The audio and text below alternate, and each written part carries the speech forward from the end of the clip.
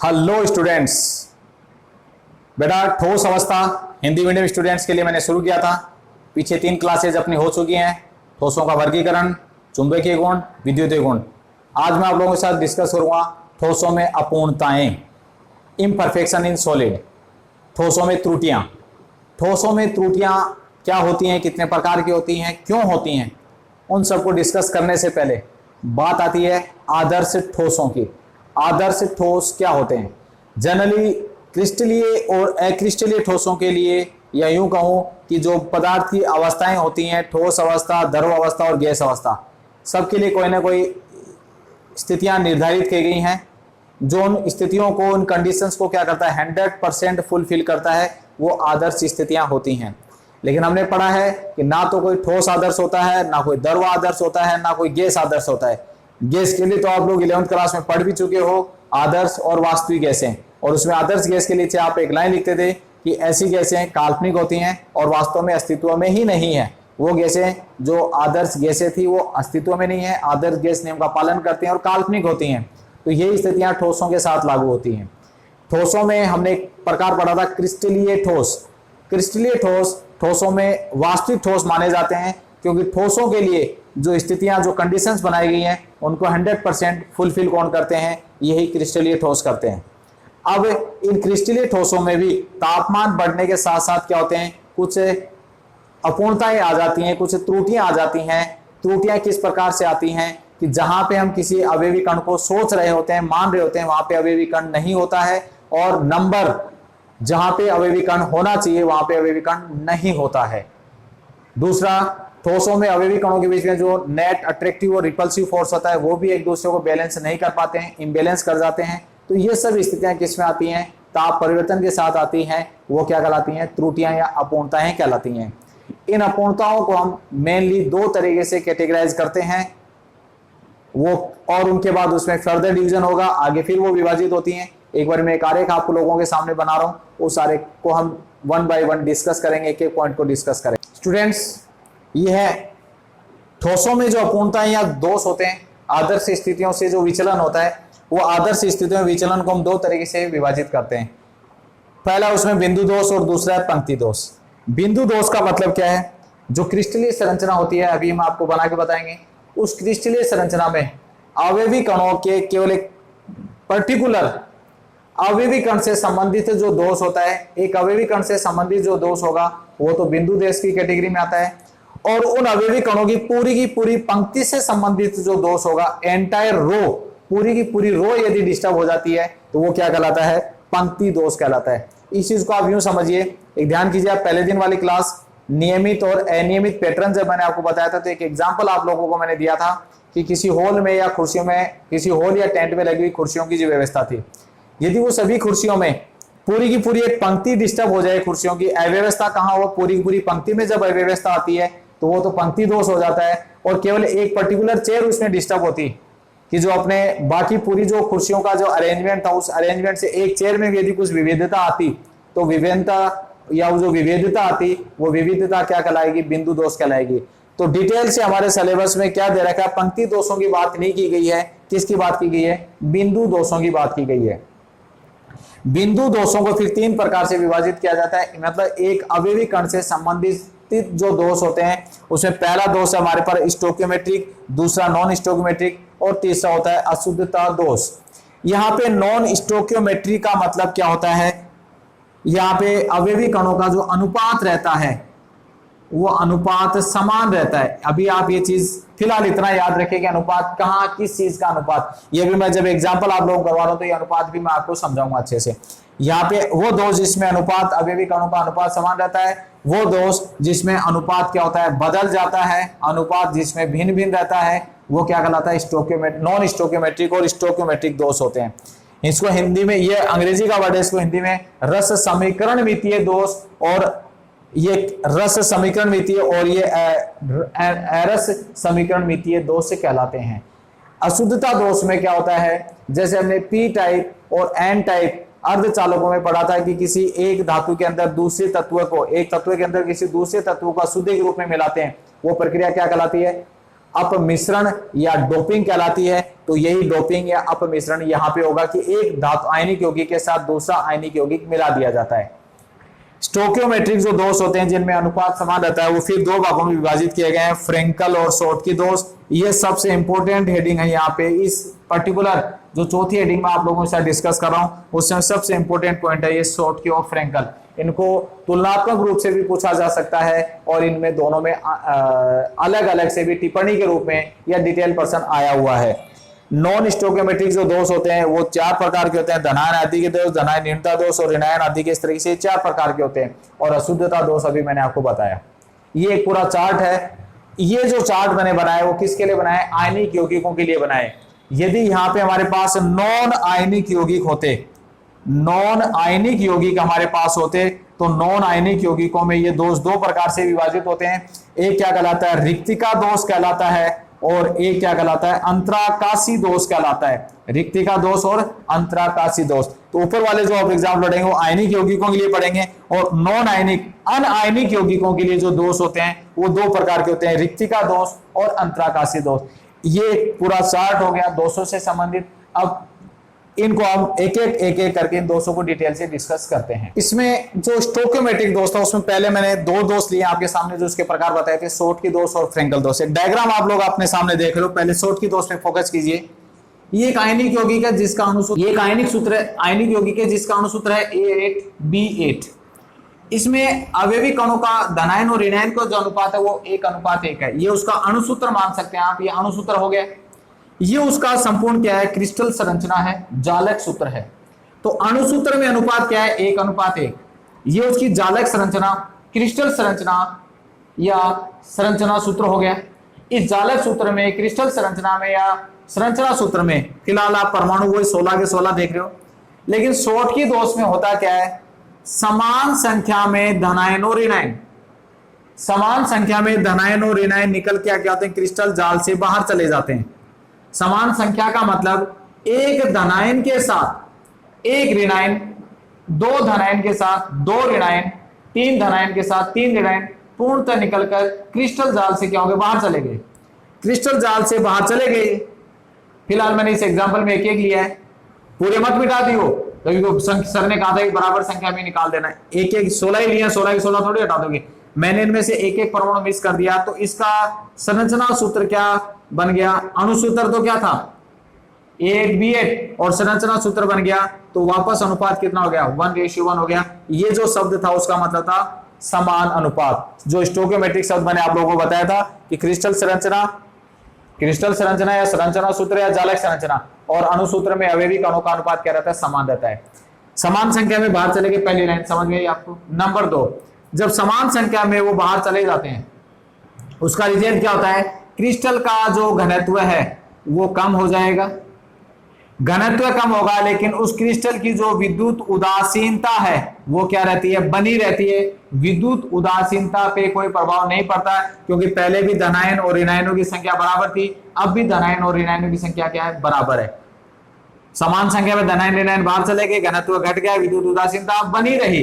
विद्युत उदासीनता पे कोई प्रभाव नहीं पड़ा। चौथा पॉइंट, जो धनायन और ऋणायन बाहर गए हैं उन मिसिंग कैटायन और एनायन की जगह क्या बनती है? रिक्ति बन जाती है, वॉइड बन जाती है। ये रिक्ति या वॉइड बनना ही क्या है? एक तरीके से आप इसको डिफेक्ट, अपूर्णता या दोष या त्रुटि की श्रेणी में डाल सकते हो।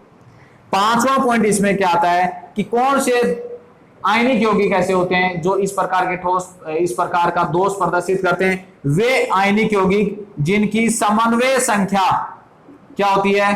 अधिक होती है। समन्वय संख्या मतलब एक धनायन निश्चित संख्या के ऋणायनों से घिरा रहता है, वो उसकी क्या कहलाती है? समन्वय संख्या कहलाती है। एक धनायन कितने ऋणायनों से घिरा हुआ है? तो जिनकी समन्वय संख्या अधिक होती है और जिनमें धनायन और ऋणायन का जो आकार होता है वो आकार लगभग क्या होता है? समान होता है।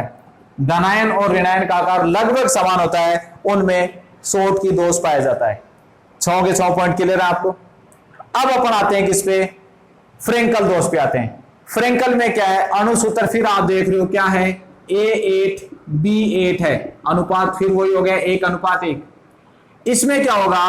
एक समान, इसमें समान संख्या धनायन ऋणायन, इसमें जनरली क्या होता है, जो लघु आयन होता है, पहला पॉइंट लघु आयन, जनरली आपको पता है धनायन और ऋणायन की संरचना आकार की तुलना करेंगे तो धनायन सदैव अपने मूल परमाणु से छोटा होता है, तो जो छोटा परमाणु यानी जो लघु आयन होता है वो अपने मूल स्थान को छोड़कर, ये धनायन का मूल स्थान है, इस मूल स्थान को छोड़कर वो कहां चला जाता है, अंतराकाश में आ जाता है।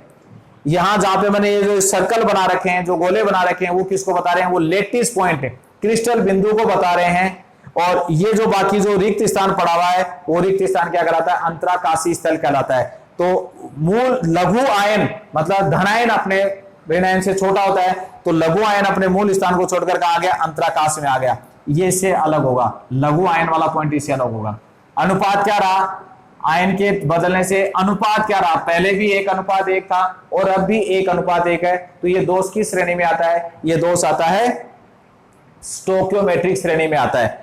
उसके बाद इसका जो घनत्व होता है, घनत्व क्या रहता है, इसका मेंटेन रहता है, घनत्व बना रहता है, घनत्व पे कोई प्रभाव नहीं पड़ेगा, क्योंकि पहले भी अवयवी कणों की संख्या में कोई यहाँ पे तो अवयवी कणों की संख्या कम होगी थी इसलिए घनत्व घट गया, वहां पे अवयवी कणों की संख्या पे कोई प्रभाव नहीं पड़ रहा है। तीसरा पॉइंट विद्युत उदासीनता, इसकी भी बनी रहती है, क्योंकि इसमें भी धनायन ऋणायन की संख्या समान रहेगी थी, इसमें तो धनायन ऋणायन की संख्या समान रहनी है, ना कोई गया ना कोई आया, तो इसकी भी विद्युत उदासीनता बनी रहती है। तीसरा पॉइंट क्या होता है, जो कैटाइन, इसमें तो मिसिंग लिखा था हमने, मिसिंग कैटाइन और एनाइन, और इसमें क्या होता है, जो मिसप्लेस होता है, जो अपने मूल स्थान को छोड़कर जाता है, उस मिसप्लेस कैटाइन और एनाइन के, उस कैटाइन धनायन की जगह पे क्या बन जाता है, उस मिसप्लेस धनायन की जगह क्या बनता है, एक रिक्ति बन जाती है, बन गई रिक्ति। और कौन से ठोस ऐसे होते हैं जो इस प्रकार के दोष या त्रुटियां प्रदर्शित करते हैं, यहां क्या लिखा, समन्वय संख्या अधिक होती है, तो यहां फ्रेंकल के लिए कंडीशन क्या होगी, जिनकी समन्वय संख्या क्या होती है, कम होती है। और दूसरा क्या था, धनायन और ऋणायन का आकार लगभग समान होता है, यहाँ पे क्या होता है, आकार में क्या होती है, भिन्नता होती है, मतलब धनायन होता है वो ऋणायन की तुलना में अत्यधिक छोटा होता है। क्लियर स्टूडेंट्स, ये धनायन शॉर्ट के और फ्रेंकल दोष हैं। एग्जाम्पल की बात करते हैं तो इसमें एग्जाम्पल आता है ग्रुप फर्स्ट के halide, lithium, sodium, potassium, rubidium के हैलाइड, क्लोराइड, ब्रोमाइड, आयोडाइड इसमें आते हैं। क्लियर स्टूडेंट्स, ये एक कॉमन एग्जाम्पल इसमें हो जाता है। अब अपन आते हैं नॉन स्टोकियोमेट्रिक दोष पे। ये जो नॉन स्टोकियोमेट्रिक है उसमें अनुपात बदल जाएगा स्टोकियोमेट्रिक के विपरीत। 4 टाइप के होते हैं इसमें, एक उदाहरण हमने वही लिया है, वही फिगर आपके सामने। अणुसूत्र एक आयनिक यौगिका है A8B8। इस अणुसूत्र में से हम संरचना सूत्र बनाएंगे, तो पहला पॉइंट लेके चल रहा हूं, धातु आदि के धातु धनायन, क्योंकि धातु ही क्या करता है, धातु परमाणु क्या करते हैं, इलेक्ट्रॉन त्याग कर धनायन बनाते हैं। तो एक अतिरिक्त धनायन अंतराकाश में आ जाएगा। अतिरिक्त धनायन अंतराकाश में आने पे संरचना सूत्र या जालक सूत्र या क्रिस्टल संरचना में संख्या क्या हो गई, A9B8। तो अनुपात बदला या नहीं, अणुसूत्र में अनुपात करेगी 1:1 धनायन और ऋणायनों का अनुपात, और यहां पे संरचना सूत्र में, क्रिस्टल संरचना में, जालक संरचना में हो गया 9:8, इसलिए इसको क्या बोलेंगे, नॉन स्टोकियोमेट्रिक दोष बोलेंगे। इस अतिरिक्त धनायन के आने से क्या फर्क पड़ा, इसका जो घनत्व है वो घनत्व बढ़ गया, तो एक अतिरिक्त धनायन अंतराकाश में उपस्थित होगा जिसकी वजह से घनत्व बढ़ जाएगा, लेकिन विद्युत उदासीनता को बनाए रखने के लिए एक इलेक्ट्रॉन भी अंतराकाश में आ जाता है। अब पर्सन कई बार बच्चे कोई दिमाग में क्रिएट होता है आप लोगों के, सर ये एक्स्ट्रा इलेक्ट्रॉन कहां से आया, तो मैं उनसे पूछता हूं कि फिर ये एक्स्ट्रा धनायन कहां से आया, तो आप लोगों का आंसर होता है जो अतिरिक्त धनायन आ रहा है वो वातावरण से आ रहा है, सराउंडिंग से आ रहा है, आसपास से आ रहा है, तो ये अतिरिक्त इलेक्ट्रॉन भी सराउंडिंग से आएगा, आसपास से आएगा, बाह्य वातावरण से आएगा।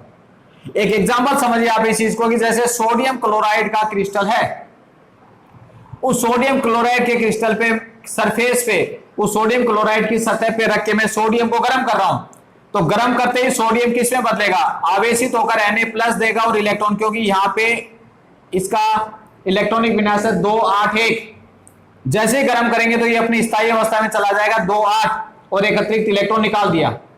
अब NaCl का क्रिस्टल है, NaCl ऐसे समझो इसको आप। अतिरिक्त धनायन कहां से आया, सराउंडिंग से आया, क्योंकि धातु जब इसके अंदर प्रवेश करेगा तो आवेशित अवस्था में प्रवेश करेगा।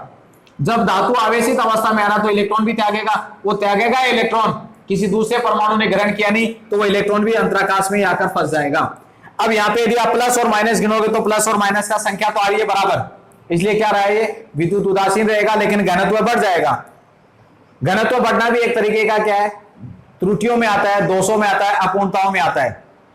घनत्व बढ़ने के साथ साथ इसमें एक चीज हो रही है कि जो पहले इस क्रिस्टल के अंदर एक पूर्ण आकर्षण और प्रतिकर्षण एक दूसरे को संतुलित किया हुआ था, वो आकर्षण और संतुलित यहां पे क्या हो गया, डिस्टर्ब हो जाता है, क्योंकि अतिरिक्त धनायन बीच में आ गए। तो धनायन और धनायन, तीनों धनायन एक दूसरे के पास आ गए तो एक दूसरे को क्या करेंगे, प्रतिकर्षित करेंगे, तो क्रिस्टल के स्थायित्व क्या होता है, घट जाता है। ये धातु आदि के दोष होता है। ऐसे अपन बात करें धातु आदि के दोष जो भी होगा उसमें अतिरिक्त धनायन आएगा, कहां पे, अंतराकाश में। अब प्रश्न आता है ऋणायन आदि के दोष। ऋणायन आदि के दोष में क्या होगा, एक अतिरिक्त ऋणायन आएगा। अतिरिक्त ऋणायन आएगा कहां पे, अंतराकाश में अतिरिक्त ऋणायन आया है। अंतराकाश में अतिरिक्त ऋणायन आया, देख रहे हो आप लोग। लेकिन अंतराकाश में जो अतिरिक्त ऋणायन आएगा B-, वो कहां से है, तो संख्या क्या रही, अणुसूत्र तो वही 1:1 रहेगा, लेकिन जालक संरचना में आप देख रहे हो B कितने हो गए, 9 हो गए, तो अनुपात बदलकर कितना हो गया, 8:9 हो गया। तो अतिरिक्त ऋणायन का आना भी क्या है, नॉन स्टोइकियोमेट्रिक डिफेक्ट में आता है, रस समीकरण मिति डिफेक्ट या दोषों में आ गया, अनुपात बदल गया। इस अतिरिक्त ऋणायन कहां से आया, ये बाह्य वातावरण से आया। ये कैसे आया, ये कहां से आएगा, ये तो इलेक्ट्रॉन त्याग कर आ रहा था, लेकिन उसी NaCl के क्रिस्टल पे यदि मैं Cl को गर्म करूं, Cl2 को अपन इस पे रखें, तो Cl2 इस क्रिस्टल में कब प्रवेश करेगा, जब ये क्रिस्टल, ये जालक उसको क्या करेगा, इलेक्ट्रॉन प्रोवाइड कराएगा। क्योंकि आपको पता है इस B को इलेक्ट्रॉन A ने दे रखा है, इस B को इलेक्ट्रॉन A ने दे रखा है, A और B में इलेक्ट्रॉन का आदान प्रदान हो रखा है। अब जो अतिरिक्त B आएगा उसको इलेक्ट्रॉन कौन देगा, उसको अतिरिक्त इलेक्ट्रॉन यही क्रिस्टल देगा। ये B इसको बाध्य करेगा कि मुझे इलेक्ट्रॉन दो। अब इलेक्ट्रॉन A ने तो पहले दे रखे एक, लेकिन हमें पढ़ा है कि जो ऐसे बहुत सारे यौगिक होते हैं जो परिवर्तनशील संयोजकता प्रदर्शित करते हैं, परिवर्तनशील ऑक्सीकरण अवस्था होती है उनकी। परिवर्तनशील ऑक्सीकरण अवस्था जैसे आपने पढ़ा है आयरन +2 में ही पढ़ा है, +3 में ही पढ़ा है, ये परिवर्तनशील ऑक्सीकरण अवस्था होती है। ग्रुप फर्स्ट और सेकंड के जो तत्व होते हैं, lithium, sodium, potassium, magnesium, calcium, ये एक ही ऑक्सीकरण अवस्था, जैसे ग्रुप फर्स्ट वाले +1 शो करेंगे, ग्रुप 2 वाले +2 शो करते हैं। लेकिन जितने भी डी ब्लॉक एलिमेंट्स होते हैं, आगे पढ़ेंगे अपन डी ब्लॉक में, वो क्या करते हैं, परिवर्तनशील ऑक्सीकरण अवस्था प्रदर्शित करते हैं, यानी एक से ज्यादा ऑक्सीकरण अवस्था इनकी होती हैं। तो ये डी ब्लॉक जो तत्व होते हैं वो क्या करेंगे, जैसे भी अंदर आ रहा है, तो जैसे ये एक कहां था, +1 में था, लेकिन अब ये किस में प्रदर्शित हो गया, A+2 में आ गया। मतलब उसने एक अतिरिक्त इलेक्ट्रॉन दिया। एक इलेक्ट्रॉन तो आपको दिख रहा है किसको दिया हुआ है, अपने से जुड़े हुए B को दिया हुआ। दूसरा इलेक्ट्रॉन कहां गया, जो अंतराकाश में अतिरिक्त ऋणायन आ रहा है उसको ये इलेक्ट्रॉन दिया जाएगा। तो विद्युत उदासीनता बनी रहेगी, लेकिन घनत्व बढ़ गया और उदासीनता बनी रहेगी। यानी आप ये कह सकते हो कि उदासीनता हर दोष में बनी रहती है, घनत्व घटता या बढ़ता है। लेकिन फ्रेंकल में घनत्व भी क्या रह गया था, मेंटेन रह गया था। ये क्या होते हैं, ऋणायन आदि के दोष होते हैं। कौन प्रदर्शित करेंगे, डी ब्लॉक तत्व प्रदर्शित करते हैं। अब आते हैं न्यूनताओं पे। न्यूनताओं की जब बात की जाती है तो अणुसूत्र तो वही रखा हुआ है मेरे पास, कौन सा, A8 B8। न्यूनता में क्या होगा, इस केस को देखो पहले आप, धातु धनायन या न्यूनता दोष। एक धातु है वो कम हो जाएगा जब एक धातु यहां से निकलकर बाहर जाता है, ये धातु निकलकर बाहर जाएगा, क्रिस्टल को छोड़कर बाहर चला गया, ऋणायन नहीं गया इसके साथ, केवल धातु गया, तो संख्या क्या होगी, संख्या आप देख पा रहे हो A7 B8 रे, अनुपात फिर बदल गया। जबकि वहां अनुपात कितना था, वहां अनुपात अपना था कितना, 1:1 था, और यहां पे फिर अनुपात बदल गया। अनुपात बदलना क्या कहलाता है, अनुपात का बदलना क्या है, नॉन स्टोइकियोमेट्रिक दोष में आ जाता है। अनुपात यहां पे समान था। अब अपन बात करें इसमें कि जो एक धनायन बाहर गया, वो धनायन क्या करेगा, उस धनायन ने अपना इलेक्ट्रॉन इस क्रिस्टल को दे रखा है। जब वो बाहर जाएगा, जैसे भी सोडियम आ रहा था इस क्रिस्टल में, तो इलेक्ट्रॉन Na+ की फॉर्म में आया, लेकिन जब ये वापस निकलेगा यहां से, तो वापस निकलेगा तो क्या करेगा, इलेक्ट्रॉन लेके नहीं निकलेगा क्या, इसका इलेक्ट्रॉन है किसके पास, इस B के पास है, क्या ये B दिया हुआ इलेक्ट्रॉन वापस दे देगा, नहीं लेगा, नहीं देगा, ऐसे ले रखा इलेक्ट्रॉन। लेकिन जब A इस जहाज इस जगह से निकलेगा, तो लेकिन वो क्रिस्टल से इलेक्ट्रॉन तो लेके जाएगा, भले उसको B दे या क्रिस्टल दे, वो जिम्मेदारी क्रिस्टल की है, क्योंकि इसने तो अपना इलेक्ट्रॉन क्रिस्टल को दिया है। तो जब ये बाहर निकलेगा तो इसको इसका साथ वाला सजातीय परमाणु ही क्या करेगा, जैसे ये B ही इसको क्या करेगा, इलेक्ट्रॉन प्रोवाइड करवा देगा, और सॉरी ये A ही इसको इलेक्ट्रॉन दे देगा, और A इलेक्ट्रॉन देके A वापस कौन सी अवस्था में आ गया, A+2 में आ गया, ये A निकल गया यहां से। उदासीनता पे कोई प्रभाव नहीं पड़ेगा, क्योंकि A प्लस सम हुआ था तो A प्लस 2 में आ गया। उदासीनता बनी रहेगी, लेकिन जो धनायन बाहर गया है उसकी जगह क्या बन गया, एक रिक्ति बन जाती है। धनायन जो बाहर गया है उसकी जगह क्या बन गई, एक रिक्ति बन गई। और रिक्ति बनने से क्या होता है, घनत्व क्या हो जाएगा, घनत्व घट जाएगा, लेकिन उदासीनता पे कोई प्रभाव नहीं पड़ेगा। क्लियर स्टूडेंट्स, ये धातु न्यूनता दोष होता है। सेम अब अपन आते हैं ऋणायन न्यूनता दोष। ऋणायन न्यूनता दोष में क्या होगा, अनुसूत्र वही है, एक ऋणायन इसमें क्या हो जाएगा, कम हो जाता है। मूल संरचना ये थी इसकी, अब एक ऋणायन इसमें जब कम होगा, ऋणायन निकल के बाहर चला गया तो क्या सूत्र हो गया इसका, A8B7 हो गया, अनुपात बदल गया, 8:7 हो गया, इसलिए नॉन स्टोकियोमेट्रिक बन गया। ऋणायन जब निकलकर बाहर जाएगा, ऋणायन के पास क्या था, एक extra electron B minus electron था उसके पास, वो इलेक्ट्रॉन उसको दिया किसने था, इसी क्रिस्टल ने दिया था। लेकिन जब इसको छोड़कर ये बाहर जाएगा, ऋणायन जब यहां से छोड़कर बाहर निकलेगा तो क्या ये क्रिस्टल को इलेक्ट्रॉन लेके थोड़ी जाएगा, नहीं लेके जाएगा, क्योंकि इलेक्ट्रॉन इसका थोड़ी था यार, ये इलेक्ट्रॉन B का थोड़ी है, B माइनस, ये इलेक्ट्रॉन इसको क्रिस्टल ने दिया, A ने दिया यार। तो जब ये क्रिस्टल को छोड़कर बाहर जाएगा तो वो इलेक्ट्रॉन क्रिस्टल इसको ले जाने नहीं देगा, उसको ये इलेक्ट्रॉन यहीं छोड़ना पड़ेगा। और ये इलेक्ट्रॉन कहां रह गया, उसी पर्टिकुलर जगह पे रह जाता है, उसी मूल स्थान पे रह जाता है जहां से ऋणायन निकलकर बाहर गया है।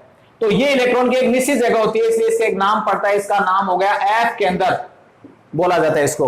और ये F के अंदर क्रिस्टलों में रंग के लिए क्या होता है, उत्तरदायी होता है। तो इसके जाने से क्या हुआ, घनत्व घट गया, फिर घनत्व घट गया लेकिन उदासीनता बनी रही। और ये क्या होता है, एक्स्ट्रा इसमें क्या होता है, रिक्ति बन जाती है। इलेक्ट्रॉन का भार उतना थोड़ी होता है जितना B का था। इलेक्ट्रॉन तो क्या होता है, एक तरीके से बहुत वेटलेस स्पीसीज है, कोई भार होता ही नहीं इलेक्ट्रॉन में। तो इलेक्ट्रॉन उस B की कमी से होने वाले घनत्व को प्रभावित नहीं कर पाएगा, इसलिए घनत्व तो घट जाएगा, इलेक्ट्रॉन इसमें रहेगा तो उदासीनता फिर बनी रह जाएगी। तो हर केस में चाहे शोधकी हो, चाहे फ्रैंकल हो, चाहे चारों में दोष हो, उसमें उदासीनता बनी रहती है, घनत्व घटता है या बढ़ता है अवयवी कणों की संख्या के आधार पे। ये चारों प्रकार के दोष आपको समझ में आए होंगे आपको शायद।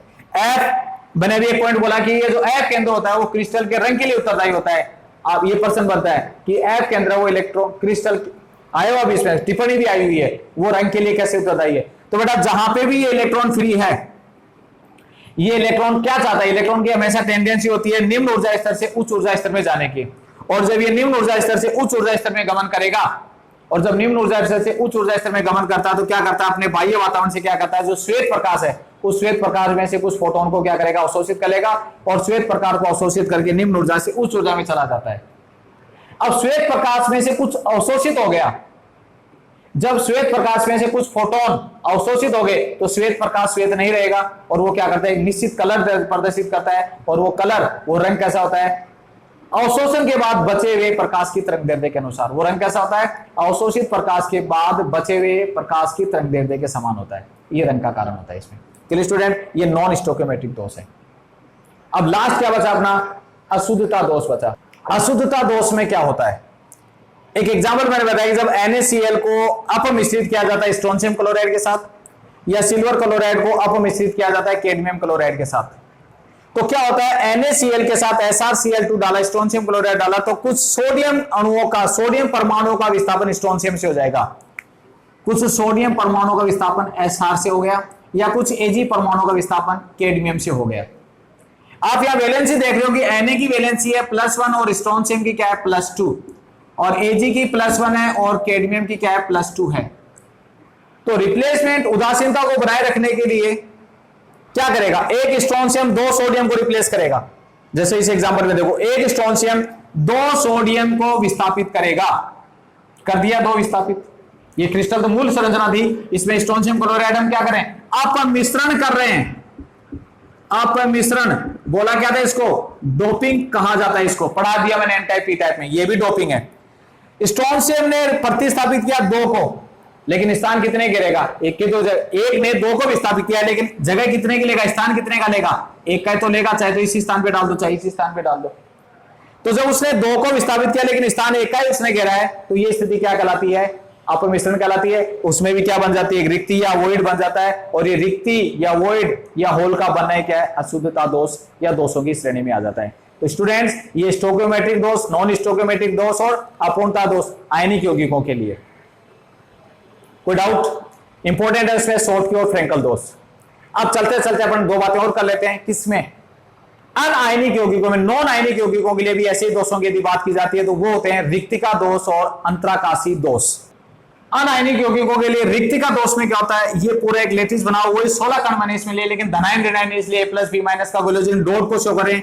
ये हर डॉट किसको बता रहा है, एक अवयवी कण को बता रहा है। रिक्तिका दोष में क्या होते हैं, कुछ अवयवी कण क्या होते हैं, निकल कर क्या होते हैं, क्रिस्टल जाल से बाहर चले जाते हैं।